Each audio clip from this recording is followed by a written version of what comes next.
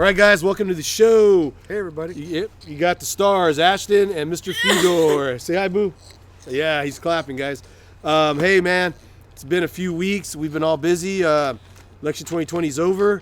Mr. Fedor, what do you think? I'm glad it's over. Hey, but you know what? I wanted to say congratulations to everybody that ran, not just the winners, everybody that put themselves out there, took time out of their schedules and did something that they believed in.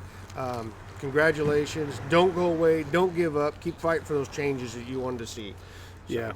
Yeah. As a citizen, you have a lot of power, more power than you think. Right. If you watch what's going on, ask questions, and stay after it. Yeah, stay active. If you want to be involved.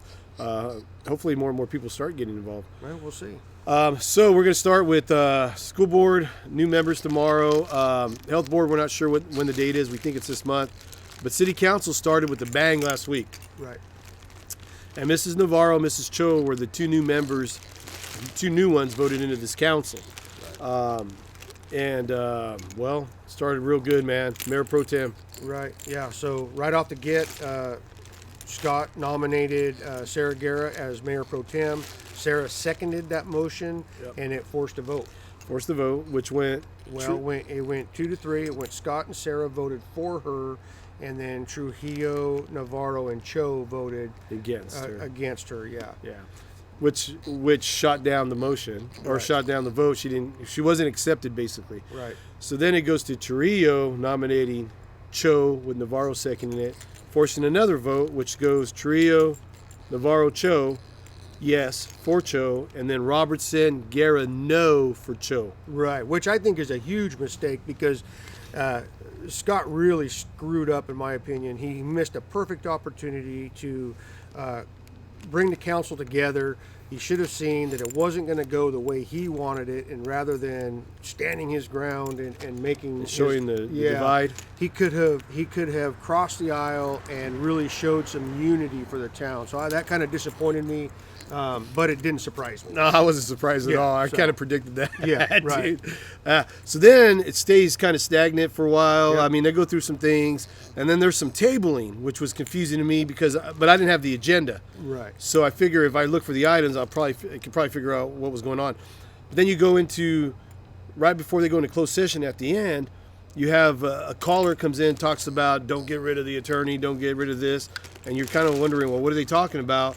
And then the mayor makes some comments, who put this on the agenda, something along those lines. Right. And then the video cuts off, and we don't know what happens. Well, the next day I did call the city clerk and spoke with her, and that was, I think, their first time using this new equipment that they have for the broadcast. Oh, okay. And so they had a little issue, but when they came out of, she did reassure me that when they came out of closed session, the city manager said there were no actionable items, and so there was nothing to report. The meeting was adjourned and it was over. So we didn't really miss anything, and so that's where that went. So that's where that went until right before shooting this video. So then we had some social media. Our phones were blowing up. Ye old social media.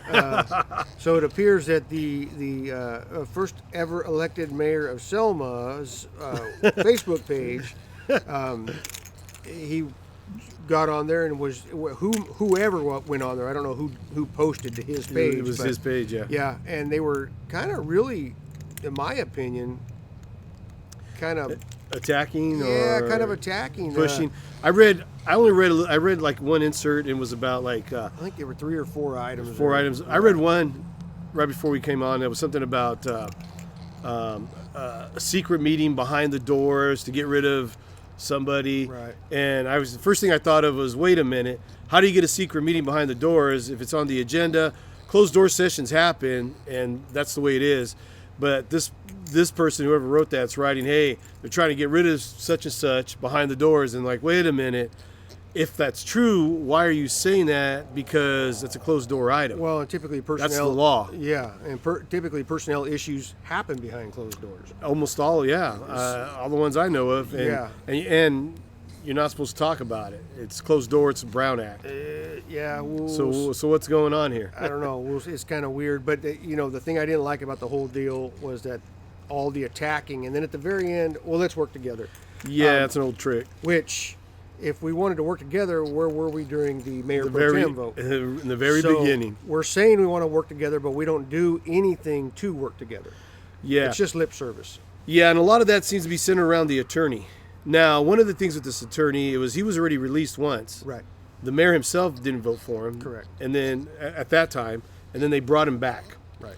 So you brought him back, some things changed, okay. But I remember some questioning from then, Mr. Avalos was being questioned on why they didn't really want the attorney before they brought this guy back. Right. There was like some stuff going on and he would never answer. So it just seems to be There's a double do as standard. I say, not as I Yeah, do it's kind of thing going on. Yeah, certainly a double standard.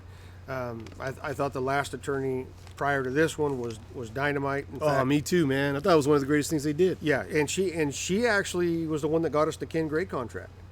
Oh, yeah. So that's something else. So Mr. Gray's contract we had asked for it for a very long time. Couldn't get our hands on it. Had everybody else's contract in town, Right. except for that one. And then when they switched attorneys, we were able to get Right. the Ken Gray contract. Because that attorney, she was doing what was legally right, protecting the city, and not what was politically expedient in protecting her interests. So she was Yeah. really looking out for the city, which is what I want, period. I don't care who it is. Yeah. I just wanted straight line, Right. not maneuvering. Yeah. So that's very interesting too.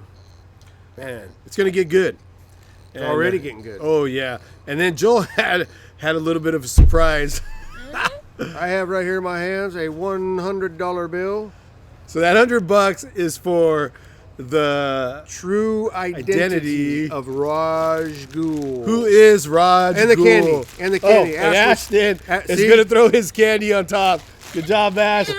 He's going to throw that on top of the $100, right, Boo? So I want That's the it. real identity of Raj Ghul. $100 and Ashton's candy for the identity of Raj Ghul. We just want to know who it is. You 'cause will they're- not be named, but Raj will. Yeah. So Raj is very political, one way, Right.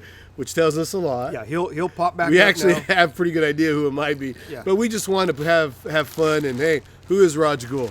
Yeah. Hey Raj, tell us who you are. we'll Instead of give being you a the coward, $100. and we'll give you $100. We'll give you the $100. And Ashley will give you his candy. Yeah, Ash, you want to know who it is, right? Right? Yeah, so Ashton's like, hey, he's all for it too, man. So we're back. We're getting back on track. We're back on track, man. I love it. Raj Ghul, $100 and candy's all yours. Come out of hiding. We love you, Raj. Say bye, Boo. Thanks, guys, for watching. Hey, please like, subscribe, and share. Hey, man, we're back.